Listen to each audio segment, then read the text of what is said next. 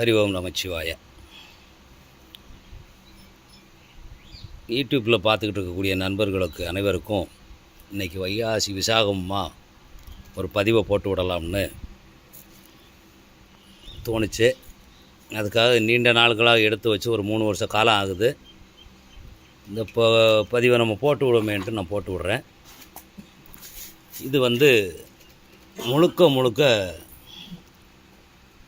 யோக மார்க்கத்துக்கும் ஞான மார்க்கத்துக்கும் முழுமையாக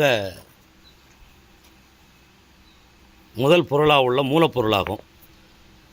இது முன்னால் சொல்லப்பட்டது மாதிரி ஔவையார் அவர்கள் சொல்லப்பட்ட நெல்லிக்கனி அப்படின்னு சொல்லுவாங்க. இல்லை நெல்லிக்காய் சாறுன்னு இன்றைக்கி நம்ம வைத்திய சொந்தங்கள்லாம் ஒரு சில நபர்கள் சொல்லுதாங்க. இது காயோ கனியிலையோ இருந்து எடுக்கப்பட்ட ஒரு மருந்து அல்ல. இது முப்பு. யோக மார்க்கத்துக்கும் ஞான மார்க்கத்துக்கும் பயன்படுத்தக்கூடிய முப்பு. ஒரு நாளைக்கு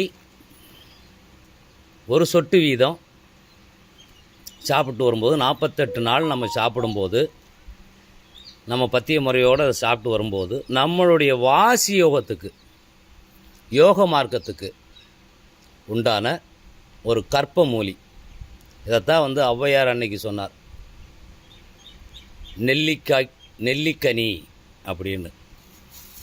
அது அப்பேற்பட்ட ஒரு பதிவை நான் இவ்வளோ நாள் வச்சுருந்தேன் போடக்கூடாதுன்னு, சரி இருந்தாலும் போடுவோம். இது சகல நோய்களையும் குணப்படுத்தும், நம்மளுடைய பிறவிப்பிணியையும் போக்க வல்லது இந்த முப்பு கற்பம். உப்பு கற்பம்னா அது எப்படி செஞ்சேனுங்க? எல்லாமே உப்பு வகையில் தான்,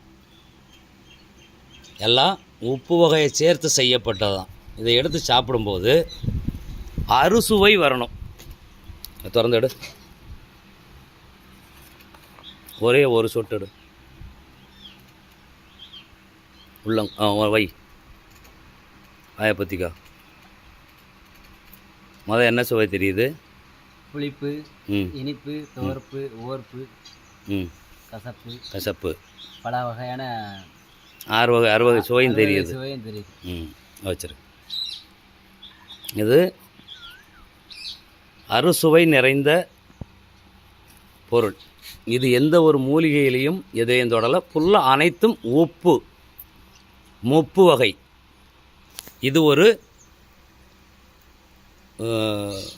முக்கியமாக உள்ளது யோக மார்க்கம் ஞான மார்க்கத்துக்கு. நோயெல்லாம் இதுக்கிட்டே நிற்காது.